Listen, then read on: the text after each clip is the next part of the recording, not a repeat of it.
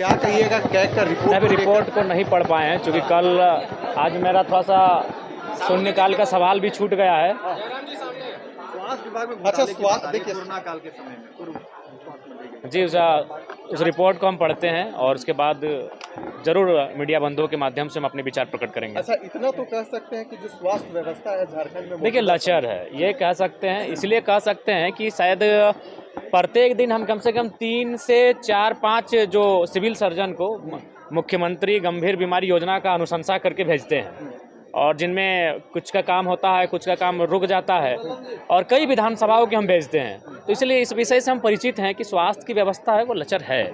उस दिशा में इस बजट में विशेष ध्यान होना चाहिए स्वास्थ्य विभाग पर। और हम ये भी थोड़ा सा सरकार से मांग करेंगे कि उसमें शायद 4 या 5 ही बीमारी ऐड किया गया जिन पे इलाज होगा, तो थोड़ा सा अध्ययन करना चाहिए गाँव में जाकर कि लोग और किन बीमारियों से कंटिन्यू ग्रसित हो रहे हैं, उनको भी ऐड करने की आवश्यकता है। क्योंकि कई ऐसी बीमारी आ रही हैं जो काफ़ी माने एक आम व्यक्ति के बजट से बाहर हैं, लेकिन उसका इलाज इसलिए नहीं हो पा रहा है क्योंकि वो सरकार के प्रोटोकॉल में नहीं आती है। तो इसलिए बीमारियों की जो संख्या है उसे भी बढ़ाने की आवश्यकता है और विशेषकर जो मुख्यमंत्री गंभीर योजना की जो राशि है जो जिला में जमा होती है उसमें भी भारी पैकेज देने की आवश्यकता है।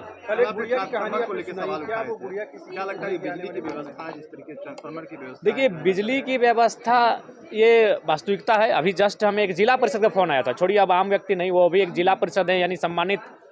उनका कहना है कि मेरा भी 35,000 का बिल आया है पिछले 4 या 5 महीने मीटर रीडिंग में गड़बड़ी के कारण।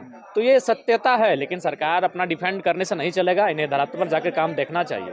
बिजली बिल माफ नहीं हुआ जो सरकार कहती है। जी बिजली बिल मान के चलिए 2 यूनिट जो उन्होंने कहा था 200 यूनिट, उसके बाद पहला बात है मीटर रीडिंग में अगर प्रॉब्लम होगा तो फिर बहुत असुविधा हो रही है।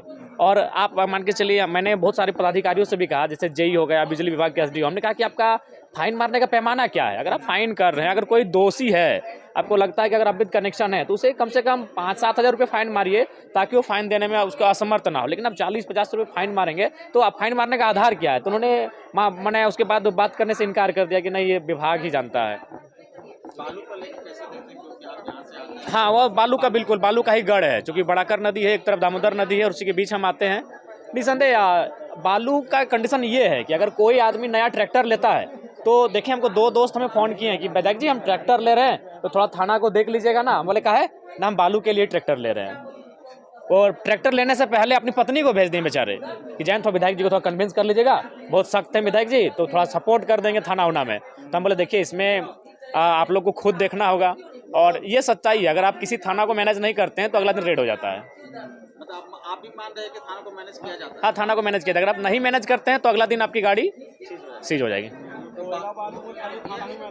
थाना में नहीं, वरना ऊपर तक होता है, थाना आपका न्यूनतम है, अंतिम इकाई जो है उसे थाना को आपको मैनेज करना पड़ता है। अगर वहाँ से मैनेज किए बिना आप नहीं काम कर सकते हैं। आपने जो कहा उगाही का महीना है, बिल्कुल भाई, ये उगाही का महीना है, बड़ा दुर्भाग्य है। आशा करते हैं कि सरकार इस व्यवस्था को दुरुस्त करे। 2 बार इन्हें मौका मिला, दूसरी बार जब ये रिपीटेड है तो कम से कम इस बार आवाज जो दे रहे हैं उसमें ही लोग को बालू नहीं मिल पा रहा है, लोग बढ़ रहे हैं और महंगा बालू खरीद रहे हैं। जी बिल्कुल, चूँकि अबुआ आवास में काफ़ी दुविधा उत्पन्न होती है बालू को लेकर, चूँकि ये मैनेज का जो सिस्टम चला है उस मैनेज के सिस्टम के कारण लोगों को काफ़ी समस्या है। धन्यवाद फिर।